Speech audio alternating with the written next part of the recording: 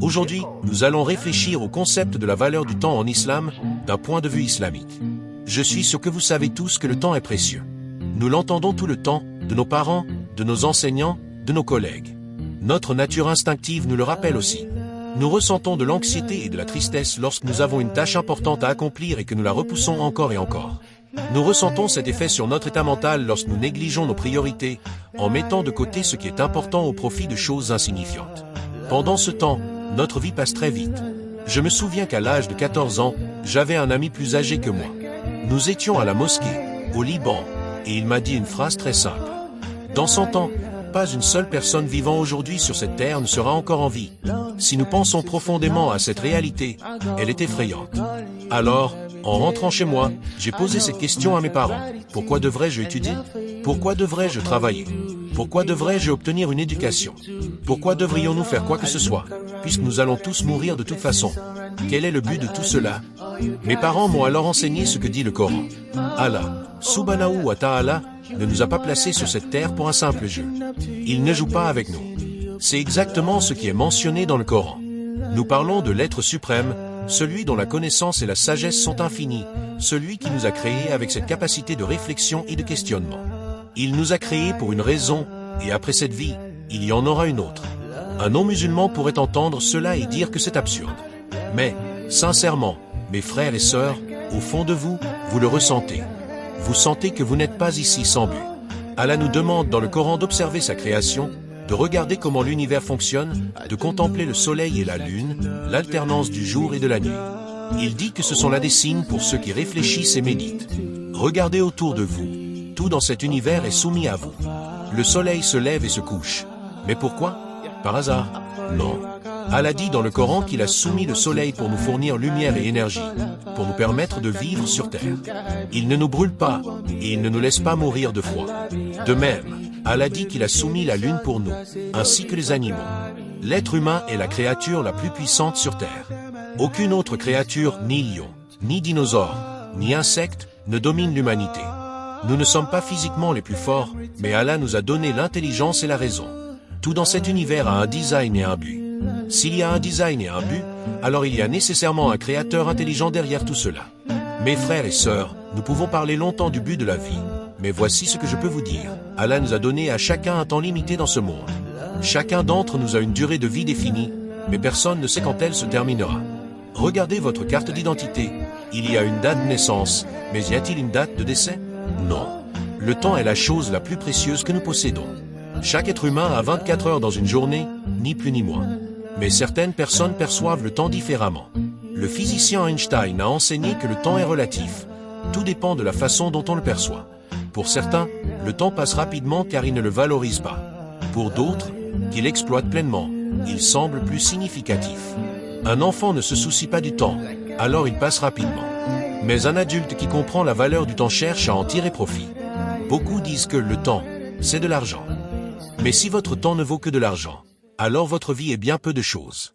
L'argent peut payer vos factures, mais il ne peut pas acheter l'amour, la famille, ni plus de temps dans cette vie. Certains passent toute leur existence à accumuler de la richesse, jusqu'à leur dernier souffle. Mais que se passe-t-il? Ils perdent leur mariage, leurs enfants, leurs relations, leur santé, et même eux-mêmes.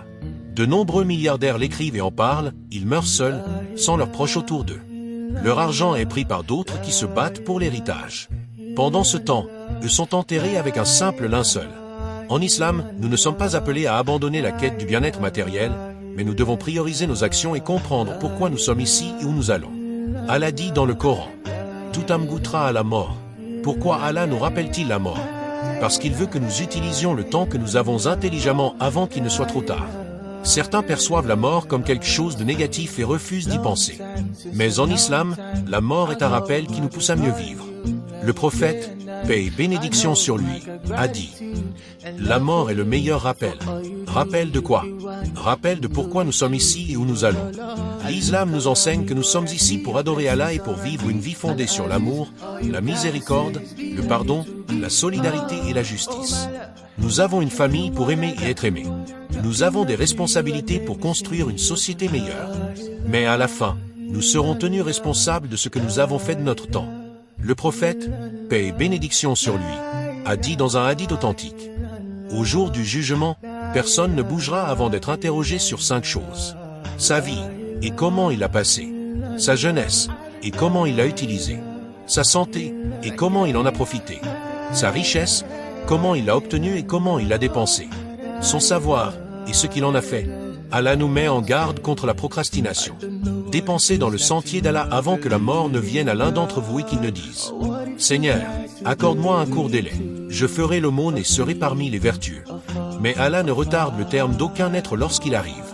Allah est parfaitement connaisseur de ce que vous faites. Sourate 63, verset octobre 2011. Le prophète, paix et bénédiction sur lui, a également dit « Il y a 2 bienfaits que beaucoup de gens gaspillent, la santé et le temps libre. Beaucoup passent leur temps à scroller sur les réseaux sociaux ou à regarder des séries jusqu'à l'aube. Mais que reste-t-il de tout cela à la fin? Mes frères et sœurs, ne gaspillons pas ce que nous avons de plus précieux, le temps. Utilisons-le pour des choses qui comptent vraiment, car un jour, il sera trop tard. Je peux me réveiller si tu dis que c'est le Shaitan qui te détruit. Et le Shaitan a dit à Allah dans le Coran « Je les guetterai sur ton droit chemin », ce qui signifie qu'il les fera croire qu'ils accomplissent une bonne action pour l'amour d'Allah, alors qu'en réalité, il les détruit d'une autre manière. Il y a des gens qui gaspillent leur vie non seulement dans des choses inutiles, mais aussi dans des choses interdites. Ils gagnent et accumulent ce qui causera leur perte dans l'au-delà. Il y a aussi des gens qui gaspillent leur vie en rompant leurs liens sans raison valable, en se disputant avec leur épouse ou leur mari pour des choses insignifiantes, en se querellant avec leurs parents pour des désirs personnels futiles. Nous nous disputons avec nos parents, avec nos enfants, avec les autres. Nous avons des accès de colère sur la route. Mais pourquoi? D'ailleurs, les scientifiques ont établi que la colère est l'une des causes qui réduisent l'espérance de vie d'une personne. Elle augmente fortement le risque de crise cardiaque précoce. Certains pourraient dire, mais nous, musulmans, nous croyons que personne ne peut mourir avant son temps? Oui, mais Allah a aussi créé des causes qui influencent la durée de la vie. Si Allah sait que tu vas mener une vie remplie de colère, d'agression, de stress et d'obsession pour les affaires des autres, alors cela pourrait être la cause de ta mort prématurée. Allah, exalté soit-il, nous dit « La plupart de vos conversations n'ont rien de bon, sauf celles où l'on encourage la charité, la prière et le rappel d'Allah. Je vais vous enseigner, mes frères et sœurs, une manière d'utiliser votre temps de façon bénéfique. Disons que vous vous retrouvez avec des amis autour d'une table, que vous discutez ensemble. Il n'y a rien d'interdit dans cela, mais la plupart des conversations sont inutiles et ne nous apportent aucun bienfait. Le prophète, paix et bénédiction sur lui, nous a enseigné que tout rassemblement dans lequel on ne mentionne pas Allah, ni ses enseignements, ni le Coran, ni la vie après la mort, ni les paroles du prophète, est un rassemblement maudit. Il nous a également appris une invocation à réciter à la fin d'un rassemblement pour expier les fautes commises durant ce moment. Cette invocation est mentionnée dans le livre Forteresse du musulman. Elle dit « Gloire et pureté à toi, voilà, et par ta louange, j'atteste qu'il n'y a pas de divinité digne d'adoration en dehors de toi.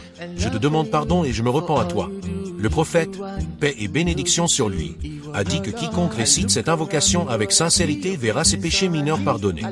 Pourquoi nous enseigne-t-il cela? Parce qu'il craint que notre temps soit gaspillé et perdu.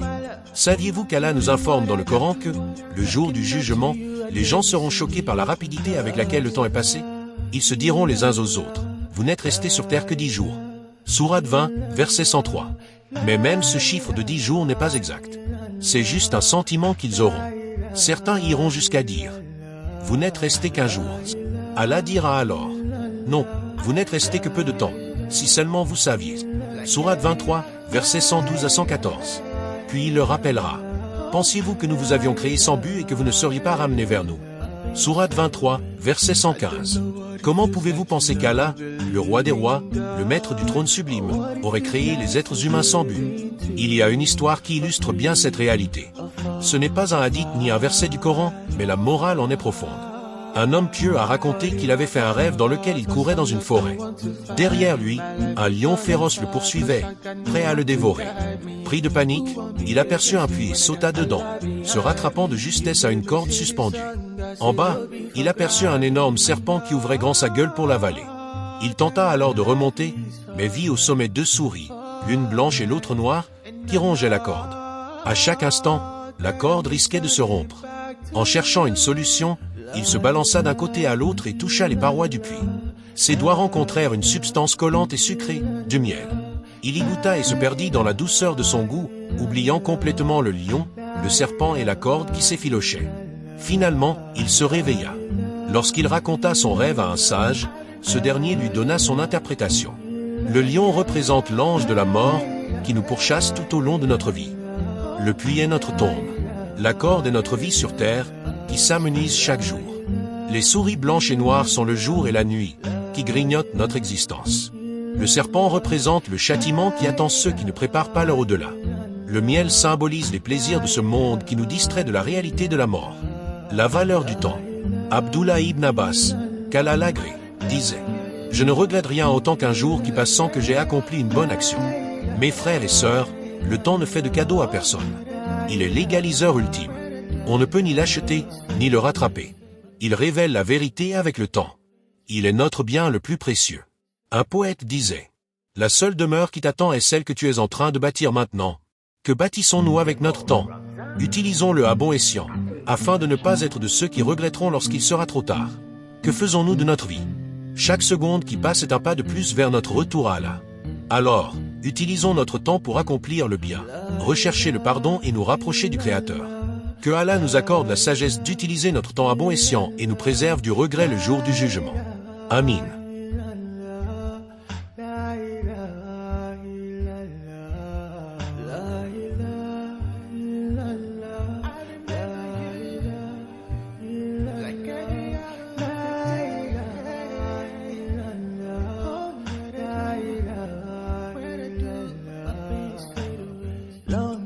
Since a long time ago, I've been calling you every day and night. I know I got gratitude and love for you. For all you do, you be one and you'll be two. I look around me, what I see, your blessings surround me. Al-Aziz, all you gotta say is be, I need to be. Oh, oh my love, you the one I got.